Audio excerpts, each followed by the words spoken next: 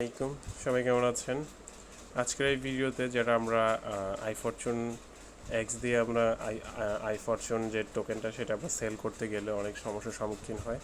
তো এটার জন্য কেমনে কী করবেন একদম সেফলি আজকের এই ভিডিওটা সেই জন্য করা। তো ফার্স্ট অফ অল আপনাদের অ্যাসেট অপশনে যাবেন অ্যান্ড ফান্ডিংয়ে যাবেন। এখানে আপনাদের যে টোকেনটা থাকবে সেটা স্পট অপশনে নিয়ে যাবেন ট্রেড করতে হলে। ওকে, ফান্ডিং থেকে সেটাকে এক্সপোর্টে নিয়ে যাবেন। ইউএসডি অপশনটার জায়গায় আইফরচুন সিলেক্ট করবেন, অলে ক্লিক করবেন, কনফার্ম ট্রান্সফারে ক্লিক করবেন, ট্রান্সফার হয় সেটা এক্সপোর্টে চলে আসবে। ওকে, এবার এক্সপোর্টে আসার পর আপনাদের কাজ হচ্ছে যে মার্কেটে আসা, এখান থেকে সার্চ করে অথবা আগে থেকে যদি ফেভারিট করা থাকে তাহলে সামনেই থাকবে। তো আইফরচুনে ঢুকবেন, এরপর আপনার সেল অপশনে যাবেন, সেলে ক্লিক করবেন।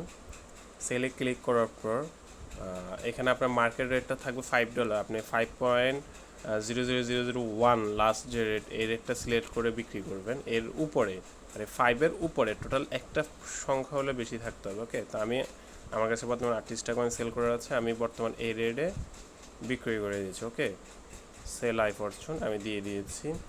আমার কয়েন সেল হয়ে গিয়েছে, সেল অপশানে বসে গেছে। যখনই আমার এটা অর্ডারে আসবে তখনই অটোমেটিকলি সেল হয়ে যাবে। সেল হয়ে গেলে আমি ডলার পেয়ে যাব।